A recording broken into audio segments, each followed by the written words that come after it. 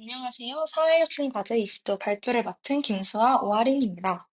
우선 계엄령 선포로 인한 불확실성이 주요 경제 변수에 미치는 영향에 대해서 소개해 보겠습니다. 첫 번째 영향으로는 물가 인플레이션이 있습니다. 계엄령 선포로 인한 불확실성 증가로 원화 가치가 하락하게 되었고, 이는 수입 물가 상승으로 이어져 전체적인 물가에 상승 압력을 가하게 됩니다. 또한 물류 혼란 및 공급 제약으로 인해 생필품의 가격이 상승하고, 환율 하락으로 수입품의 가격도 상승하게 되는 결과를 가져옵니다. 결과적으로 계엄령 선포는 비용 인상형 인플레이션이 일어나게 되는 원인이 된다고 볼 수 있습니다. 두 번째로는 실업률에 대한 영향입니다. 기업들은 계엄령 선포로 인한 불확실성으로 인해 신규 채용을 보류하게 되고, 이로 인해 실업률의 상승 가능성이 높아지게 됩니다. 그리고 계엄령으로 인해 통행의 제한, 기업 휴업, 외국인 투자 철회 등이 이어져 기업 활동이 둔화되어 고용은 감소하는 결과가 나오게 됩니다. 세 번째는 환율입니다. 계엄령 이후 투자자들은 정치적인 자금을 외화로 전환하고자 하기 때문에 원화 매도, 달러 매수가 발생하게 됩니다. 더불어 국제신용평가사들은 한국의 신용등급 하향 가능성을 제기해 외환 시장에서의 원화에 대한 부정적인 전망을 강화시켜 환율 상승에 영향을 미치게 됩니다. 마지막은 이자율입니다. 금융시장 불안으로 인해 단기 금리 상승이 일어나 대출 금리와 국채 금리가 상승할 수 있습니다. 한국은행이 경기 침체를 완화하기 위해 금리를 인하할 수는 있겠으나, 인플레이션이나 환율 방어를 위해 금리 인상을 고려하게 될 수도 있습니다. 다음으로는 거시경제 이론을 활용한 불확실성 확대의 파급 효과에 대해 설명해 보겠습니다. 계엄령과 같은 극단적인 정치적 상황은 법적 제도의 변화, 정책 혼란, 치안의 불안정이 나타나게 되면서 소비자와 기업, 즉 경제 주체들의 기대 심리가 급격히 위축하게 됩니다. 따라서 기대 이론 관점에서 해석을 해보자면, 미래에 대한 비관적인 기대가 증가될수록 소비자들은 소비를 줄이고, 기업은 투자와 고용을 보류하게 됨으로써 심리적 위축이 발생해 경기 침체보다 앞서서 경기 하락이 촉진되게 되는 현상이 일어나게 됩니다. 이번에는 ISLM 모형을 사용해 파급 효과에 대해 살펴보겠습니다. ISLM 모형은 단기적으로 상품 시장과 화폐 시장의 균형을 함께 설명하는 거시경제 분석 도구입니다. 계엄령과 같은 정치적 충격은 기업 투자와 소비자의 소비를 동시에 위축시켜 국민소득이 감소하고 실업률이 상승해 총수요 축소가 일어나게 만듦으로써 IS 곡선이 좌측으로 이동하게 됩니다. 뿐만 아니라 사람들이 비상계엄으로 인한 불안 때문에 유동성 선호가 증가하게 되어 LM 곡선도 좌상향하게 됩니다. 따라서 그래프에서 볼 수 있다시피 국민소득은 감소하고 이자율이 상승하는 결과를 낳아 경기 침체가 발생하도록 합니다. 동시에 경제 주체들은 미래에 대한 불안감 때문에 화폐를 보유하려는 경향이 증가하게 되어 화폐의 수요가 증가합니다. 하지만 이때 중앙은행이 통화량을 충분히 공급하지 못한다면 경제는 유동성 함정에 빠질 위험도 커져 실물 경제와 금융시장 모두 위축될 수 있습니다. 그 다음으로는 ADAS 모형을 살펴보겠습니다. 총수요, 다시 말해서 AD 직선은 소비와 투자 및 수출이 감소하게 되면서 좌측으로 이동하게 되고, 총공급을 의미하는 AS 직선은 생산에 차질이 생기고 공급망이 붕괴되면서 이 또한 좌측으로 이동하게 됩니다. 이러한 경우 AD와 AS가 동시에 좌측으로 이동하게 되면서 물가는 상승하고 생산은 감소하는 스태그플레이션의 발생 가능성이 커지게 됩니다. 이는 단순한 경기 침체보다 훨씬 복합적인 경제 위기를 의미하며 정책 대응의 난이도가 상승하게 되면서 통화 및 재정, 양쪽으로 압박이 가해지는 상황이 벌어지게 됩니다. 다음은 내란 이후 주요 경제 지표 변화와 관련 데이터에 대해 살펴보겠습니다. 우선 환율은 계엄령 직후 달러에 대한 원화 환율이 1,440원대까지 돌파하였고, 국회의 빠른 대응으로 계엄 해제 이후에는 1,410원에서 1,420원의 수준을 유지할 수 있었습니다. 하지만 11월 7일 탄핵이 무산된 후에는 다시 1,438원으로 상승하였고, 탄핵 가결 후에는 마침내 1,480원에 돌파하게 되었습니다. 이는 15년 만에 최고치라고 할 수 있었습니다. 다음은 주가에 대해 이야기해 보겠습니다. 11월 4일 개장과 함께 코스피와 코스닥 지수가 각각 2% 가까이 하락하였습니다.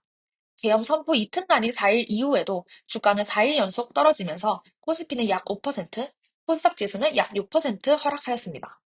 이러한 결과는 외국인 투자자들이 국내의 정치 리스크로 인해 원화를 매도하고 달러 자산으로 바꾼 것의 영향이라고 분석됩니다. 세 번째는 금리로 비상계엄령 선포 이후 2025년 1월 16일 기준금리가 시장에서 금리 인하가 이뤄질 것이라는 예상과 다르게 3%로 동결되었습니다. 이후 2025년 2월 25일에는 기준금리를 2.75%로 인하하게 되었습니다. 이처럼 한국은행은 초기에는 시장 안정을 우선시하여 금리를 동결하였고 이후 상황이 안정되자 경기 부양을 위해 금리를 인하하는 점진적 대응을 보인 것으로 보여졌습니다. 네 번째는 경제 성장률의 전망치로 한국은행은 2024년 11월을 기준으로 2025년의 실질 GDP 성장률을 1.9%로 예상하였지만 실제 2025년 2월 발표에서는 1.5%로 0.4%포인트 낮추었습니다. 이와 같은 조정은 정치적 불확실성과 내수 침체, 투자 심리 위축을 고려한 것으로 보여졌습니다. 다섯 번째 변화는 소비자 물가 상승률입니다. 그래프를 보면 4달 연속으로 1%를 유지하던 소비자 물가 상승률이 2025년 1월에 들어서는 다시 2%대에 진입하였습니다. 이는 비상기업 사태로 인한 고환율과 더불어 국제 유가 상승으로 인해 수입 물가도 상승한 결과로 보여졌습니다. 마지막으로 알아볼 변화는 실업률이 있습니다. 아래 그래프의 오른쪽을 보면 계엄령 이후 2024년 11월의 실업률은 3.8%로 급상승한 것을 알 수 있습니다. 더불어서 전년 동월 대비 취업자 수가 5만 2천여 명 감소하게 되었는데요. 이는 정부에 대한 정치적 불안으로 소비와 투자가 위축되어 기업 활동 위축과 고용 감소로 이어진 것으로 보여졌습니다. 다음으로 정부가 불확실성을 완화하기 위해 사용할 수 있는 경제정책 도구의 효과성에 대해 설명하겠습니다. 대응책은 크게 통화정책과 재정정책 두 가지로 분류할 수 있습니다. 통화정책의 특징은 빠른 대응이 가능하지만 외부 변수의 대응력이 제한적이며 효과 발현까지 시간이 소요된다는 한계점을 갖습니다. 통화정책에는 기준금리 조정, 달러 매도가 있습니다. 한편 재정정책은 시행까지는 시간이 걸리지만 소비 및 투자 위축 시 효과적이고 직접적이면서 빠른 효과를 불러올 수 있는 특징을 갖습니다. 재정정책에는 세금 조정, 보조금 지급이 있습니다. 먼저 환율 상승과 관련하여 말씀드리겠습니다.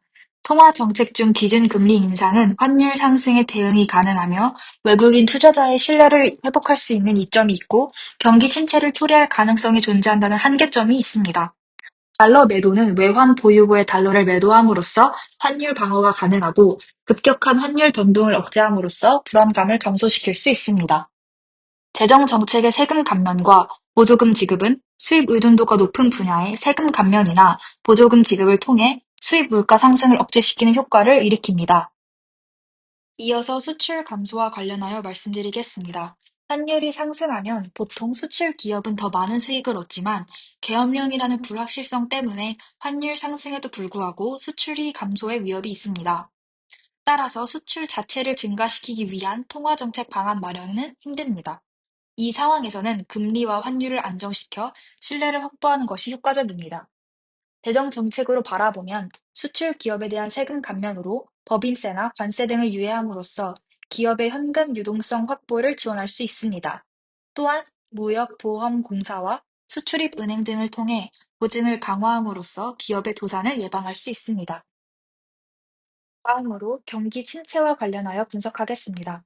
통화 정책에서는 기준금리는 인하하여 소비 심리 회복을 유도할 수 있습니다. 하지만 인플레이션이라는 변수가 우려되는 상황이라 둘 중 우선순위를 정해야 합니다. 재정 정책에서는 저소득층을 중심으로 보조금을 지급하여 단기 소비를 유도할 수 있습니다. 공공 투자를 확대하여 정부가 직접 수요를 창출하고 시장을 활성화하는 것도 가능합니다. 이는 정부가 경제를 떠받치고 있다는 신호가 되어 기업의 투자 및 고용 유지를 유도할 수 있습니다. 환율 방어와 내수경제 활성화에 대한 방안은 서로 대척점에 있다고 할 수 있습니다. 기준금리를 인상한다면 환율이 하락하겠지만 소비 심리에 악영향을 끼칠 가능성이 큽니다. 반대로 기준금리를 인하하면 소비가 촉진될 가능성이 생기지만 환율 상승으로 인한 물가 상승과 현재 경기 둔화가 겹쳐 발생하는 스태그플레이션의 위협과 외국인 투자자들의 자본 유출이 가속화되는 부작용이 생길 수 있습니다. 따라서 이와 같은 딜레마 상황에서는 신중한 결정이 요구됩니다. 결국은 본질적인 해결 방안인 정치적 신뢰 회복이 선결 조건입니다. 이러한 경제 정책이 진정으로 효과를 내기 위해서는 정치적 정당성과 투명성 회복이 필수적입니다. 다음 주제로 넘어가서 현재 시행 중인 경기 부양 정책이 경제에 미치는 영향을 말씀드리겠습니다. 현재 대한민국에서는 건설 경기 부양 정책을 시행하고 있습니다. 정부는 2025년 상반기에 총 358조 원 규모의 예산을 신속하게 집행하여 경기 회복을 촉진하고자 했습니다.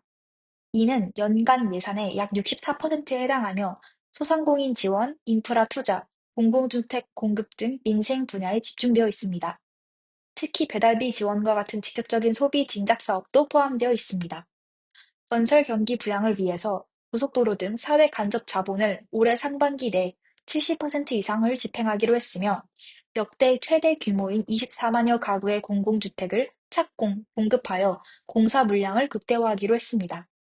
공공주택과 공공지원 민간 임대 정책 13만 8천 호를 착공하고 신축 매입 임대도 2026년까지 15만 호가량 공급할 예정입니다. 이어서 단기적 효과부터 설명하고자 합니다. 먼저 실질 GDP가 증가합니다. SOC 투자와 공동주택 건설로 인한 정부의 지출이 증가하게 되고 총 수요 곡선이 우측으로 이동하면서 결과적으로는 실질 GDP가 높아집니다. 그리고 케인즈 학파 이론에 따르면 불황기에는 정부 지출 확대가 민간 부문의 수요 위축을 보완하는 역할을 수행합니다. 두 번째로 고용 창출 효과가 발생합니다. 실질 GDP가 증가하면 실업률이 감소하는데 이는 GDP가 잠재 수준보다 빠르게 증가할수록 실업률이 감소한다는 오쿤의 법칙과 관련이 있습니다. 또한 공공주택 건설은 건설업계의 일자리 창출에 긍정적인 영향을 미치게 됩니다.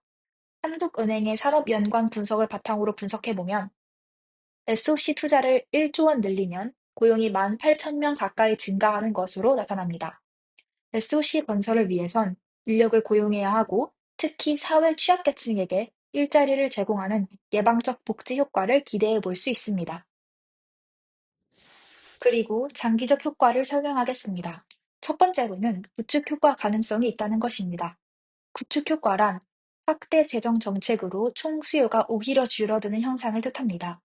지속적인 재정 지출 확대는 국가 채무를 증가시켜서 장기적으로 이자율 상승을 유도합니다. 이는 민간의 투자를 감소시켜 총 수요 증가 효과를 일부 상쇄시킬 수 있다는 이점이 있습니다. 다음으로 비효율적 투자의 위험성이 존재합니다. 공공부문 투자는 민간보다 효율성이 낮을 수 있습니다. 만약 건설이나 SOC 부문 투자 사업이 수익성이 낮다면 이에 대한 과잉 투자는 자원 배분의 비효율성을 발생시킬 수 있습니다. 장기적으로 이는 국민의 재정 부담으로 이어질 우려가 있습니다. 해당 페이지에 각 팀원의 역할을 기록했습니다. 이 페이지에는 자료조사에 활용된 출처를 기재했습니다. 이상으로 경제학개론 20조의 사회혁신과제 발표를 마치겠습니다. 감사합니다.